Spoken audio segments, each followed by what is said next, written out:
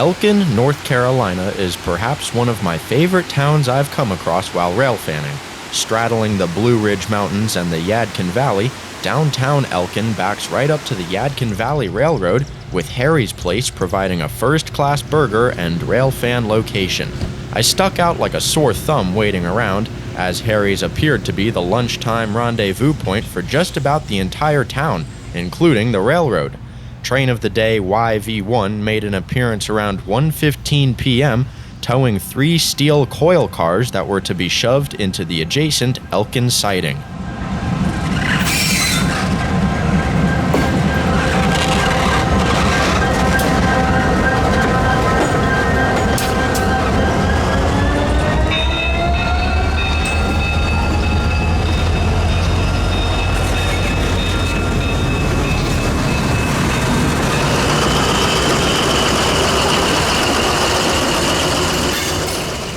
Elkin is one of a few locations along the Yadkin Valley main line where the railroad's 2 weekday trains may swap consists and recrew. The Yadkin train starts its day around dawn, running westbound as YV1 out of Norfolk Southern's yard in Winston-Salem. The Elkin train goes on duty as ET1 around the same time and switches customers between Roaring River and Birch. Depending on how quickly each train moves throughout the morning, the two may meet at one of 4 locations between Elkin and Crutchfield. On this particular date, ET1 had a relatively long morning in Roaring River, meaning that YV1 could make it as far west as possible prior to the swap.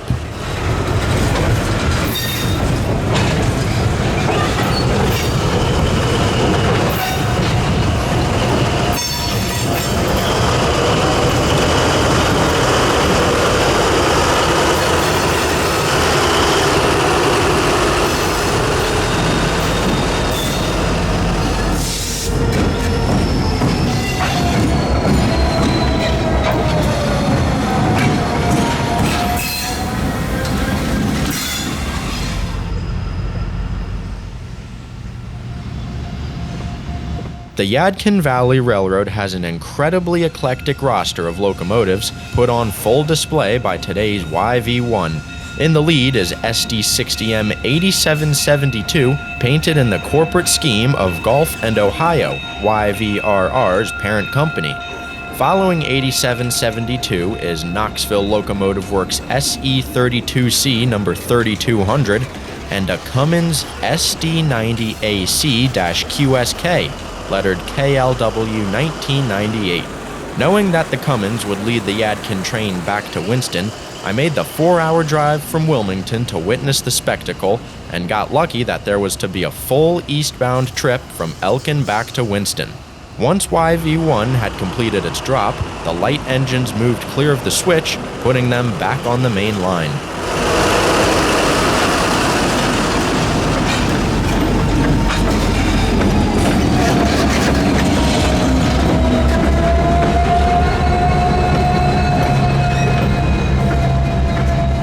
YV1 was now done for the day, which left the YV2 crew to climb aboard for the return trip east. Things had gotten real busy real quick in Elkin, with the Yadkin crews swapping while ET1 was approaching town from the west. The Elkin train had been working Roaring River for about 7 hours, simultaneously spotting customers and building their train, which will be handed off to YV2 momentarily.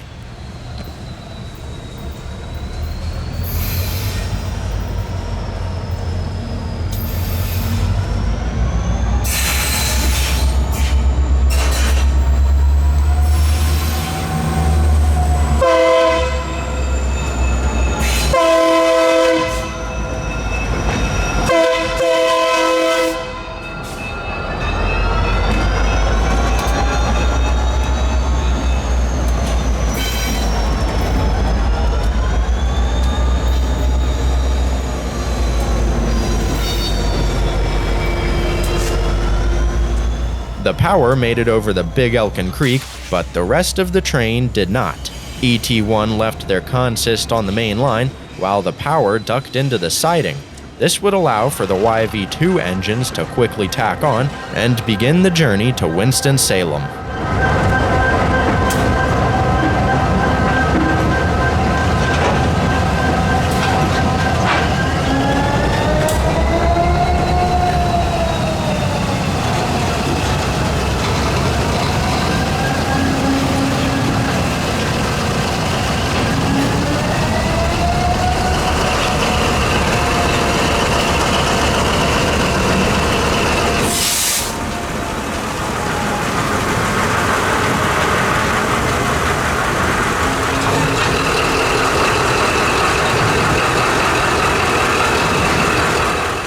The Elkin train was now the Yadkin train, with the big QSK unit doing the honors.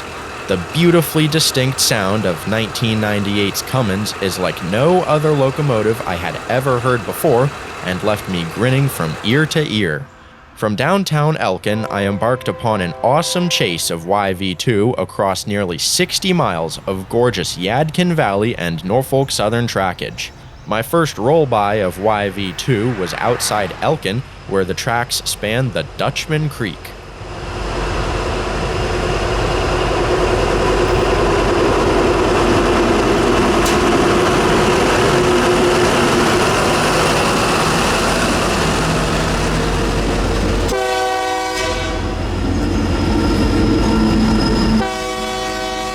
The Yadkin Valley Railroad has a lot of bridges. Traveling east out of Elkin, the railroad parallels the Yadkin River for over 30 miles and consequently crosses the many bodies of water that feed into it, such as the Big Elkin and Dutchman Creeks. The most impressive feeder body is in Birch, where the Mitchell River ducks under the main line and spills into the Yadkin River. Atop the Mitchell River bank in Birch is a really neat spot to wait for trains. Between the lush, quiet forest, river down below, and railroad up above, I was really excited to watch YV2 at this spot.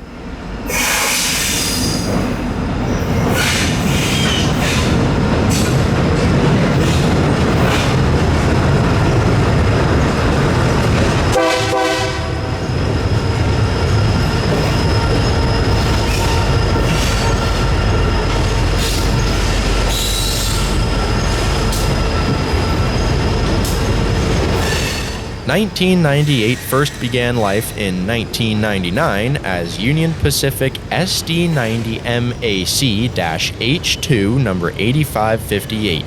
After less than 5 years at UP, the engine was sold to EMD Leasing alongside 39 other SD90 MAC-H2s. At some point between 2005 and 2013, 8558 was purchased by Cummins for use as the company's only locomotive involved in an experimental rebuild program to meet Tier 4 regulations. Cummins renumbered the locomotive to ex-CSX 1919 and retrofitted the old 90 Mac with their QSK-95 power module, putting out 4,200 horsepower. 1919 made its debut as the first and only Cummins locomotive in 2014 and underwent testing on the Indiana Railroad through 2017 before getting sidelined. Enter the Knoxville Locomotive Works. KLW was founded under the Gulf in Ohio in 1998 and has since rebuilt or manufactured hundreds of locomotives, including the 3200. KLW purchased the Cummins locomotive in 2020, which arrived on Yadkin Valley property in January of 2021 as KLWX 1998, which I'm assuming pays homage to KLW's foundation year. After becoming a static display on the Indiana Railroad, G&O teams treated 1998 to months of maintenance, with the engine venturing into revenue service every so often. By the time summer 2021 had rolled around, the QSK had enough TLC under its belt to be assigned to the Yadkin train, sandwiched in between the 3200 and SD90 Mac number 9540. The eastward-facing Mac went down for repairs in mid-summer, replaced on the Yadkin train by the westward-facing 8772. This beautiful combination of events left the 1998 as the only eastward-facing engine on the Yadkin train, meaning it would be leading for the first time on YV2. 9540's maintenance provided the perfect opportunity to see the only SD90 AC-QSK in existence leading a train on one of my favorite railroads.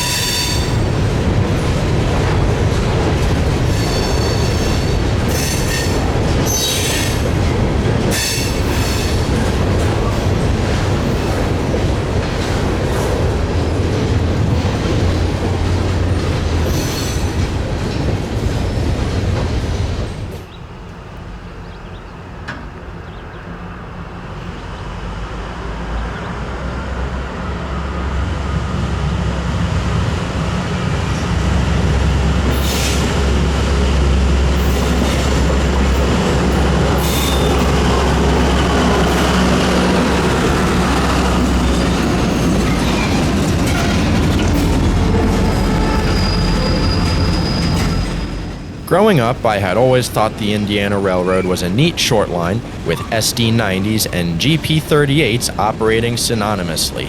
My fascination with the INRD eventually led me to Cummins 1919, but I knew seeing the experimental locomotive in action was a far cry from reality.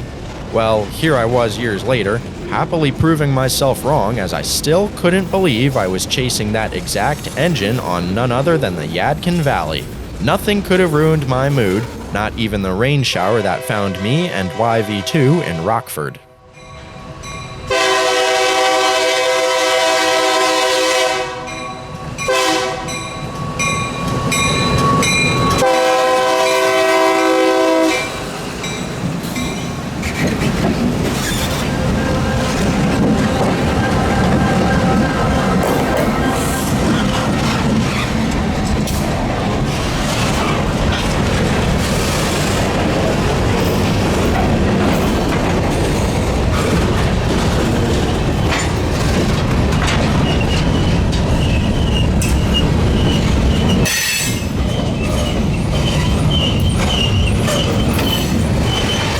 While 1998 is the only Cummins quote-unquote locomotive, the QSK-95 powering the engine can also be found in 35 Siemens Charger locomotives operating within state-funded Amtrak services. Chasing 1998 would make for my fourth time on the Yadkin Valley, all of which have been an absolute thrill. Since visiting the property for the first time in 2019, I've always wanted to get one particular shot, and that's here at Salem. The first time I chased YV1 years ago, I made note of how pretty the landscape is and how awesome an eastbound would look against the rolling hills and pastures. For 2 years I had this location in the back of my mind and was over the moon that I was finally making it a reality, let alone with the Cummins leader.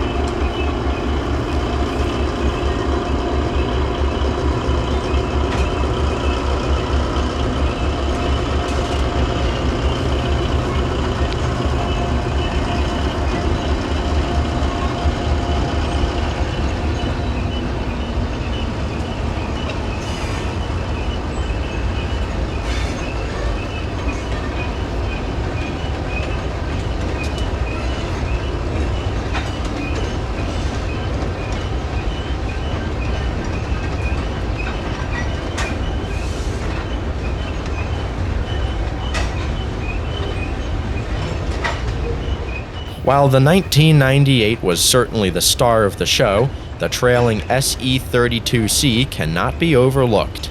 KLW has their own signature line of 6 near-zero emissions locomotive models, all of which are Tier 4 compliant. KLW is the only locomotive manufacturer to attain Tier 4 certs on all available models, with their engines being dubbed as the cleanest diesel locomotives in the world.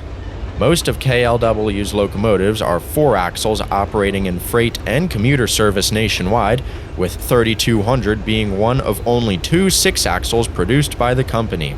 3200 is what I call KLW's pseudo-demonstrator unit, assigned by Gulf and Ohio to the Yadkin Valley Railroad, with the only other prototype operating on CMEX property in California. 3200 is a legend, only adding to the incredible circumstances that made YV2's lineup so jaw-dropping. A one-of-a-kind Cummins experimental locomotive, two-of-a-kind KLW rebuild, and an SD60M made for what could very well be one of the most obscure lineups I will ever see.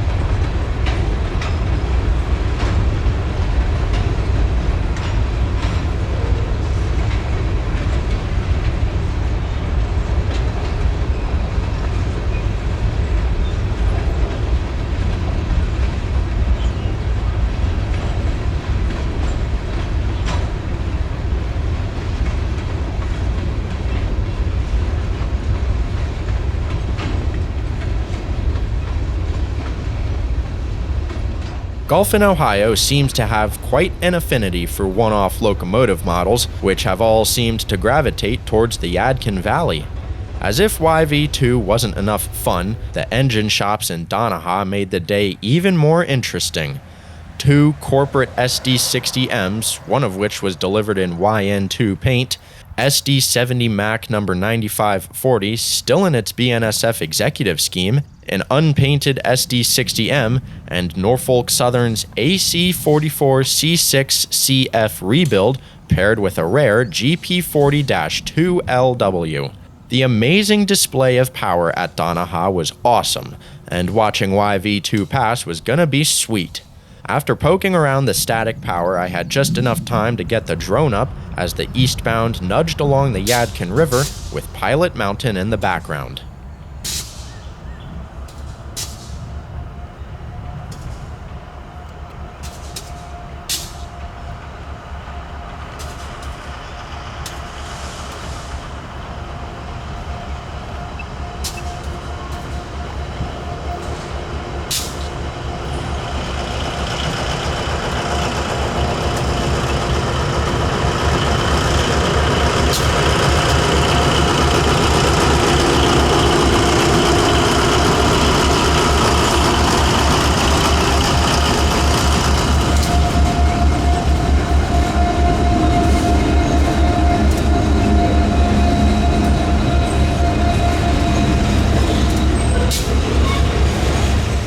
AC44C6CF number 8520 is yet another one-of-a-kind. I know, it sounds like I'm exaggerating, but one-of-a-kinds seem to be the new normal for the Yadkin Valley. 8520's DC to AC conversion was completed in July of 2018 with a new electronic system made possible by a partnership between NS and CAF, a railway equipment manufacturer based in Spain.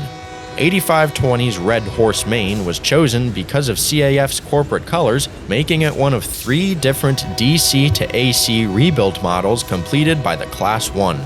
After completion, 8520 underwent testing on the western New York and Pennsylvania, but didn't do too hot at all.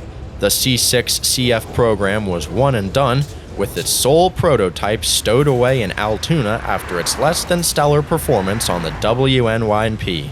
As if a rail fan's fever dream became reality, 8520 was purchased alongside 1998 by KLW, both of which found their way into the valley. I thought it would be super neat to see the 2 unique locomotives meeting here in Donaha, but couldn't hang for long as the next spot in Tobaccoville was gonna be a close call.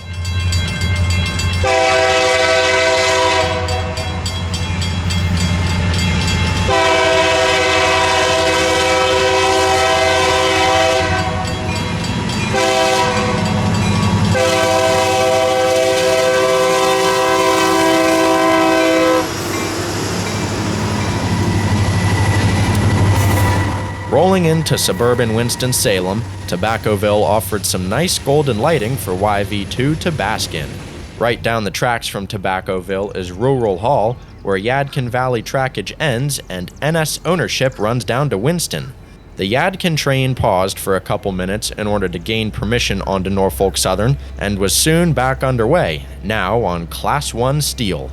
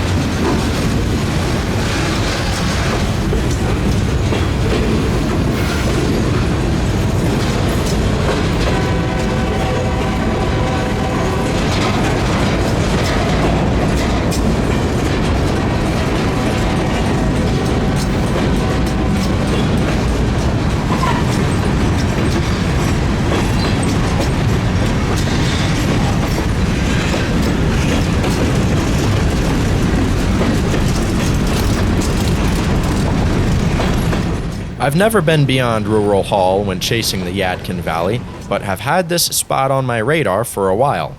A flatlander like me doesn't come across clay cuts like this much, and after chasing for almost 60 miles, I was quite happy to watch the gorgeous power set cut through the clay.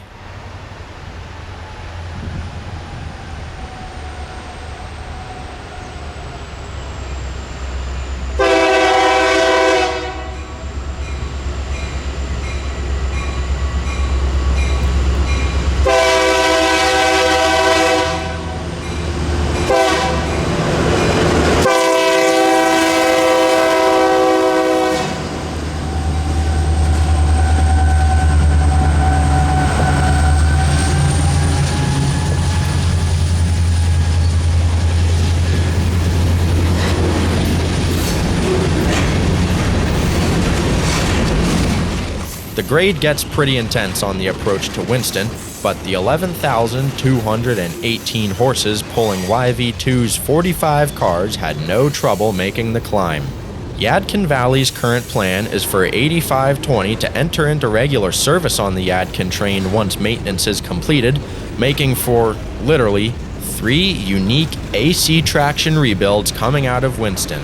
That's not the case just yet with 8772 in the mix, but I still enjoyed seeing the shiny black SD60M running alongside the 2 rebuilt Rockstars.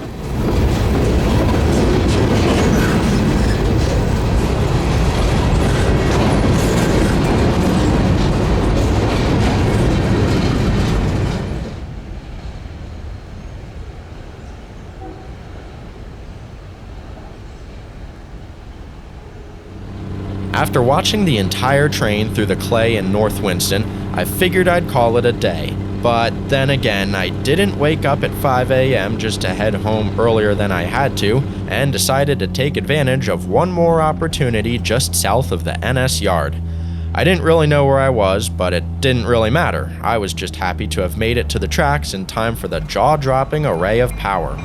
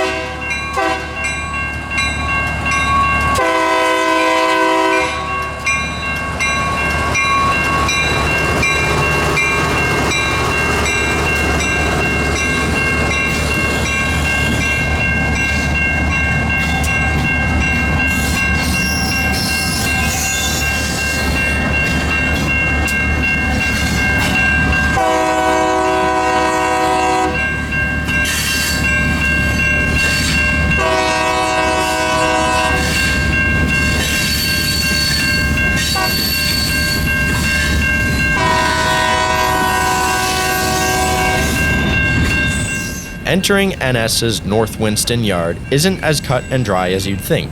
YV2 swings onto NS just south of the yard, with the turnout opening to the north. This requires YV2 to pull its entire train south of the switch and then shove north into the NS yard. Once arrived, the consist will be split up onto a handful of Norfolk Southern manifests bound for Greensboro, North Carolina, Portsmouth, Ohio, Payne, Virginia, and Williamston, West Virginia. After the entire train pulled clear of the turnout, I decided to get on the other side of the tracks as YV2 began the short shove towards North Winston. The track I'm standing over is an abandoned 2-mile stretch running from the throat of North Winston Yard to downtown, where it used to connect back to the same track YV2 is occupying. I'm not exactly sure why the line was cut, but Winston-Salem was a busy railroad town back in the day, so I'm assuming the abandonment was done in order to streamline operations once the Class 1 came to town.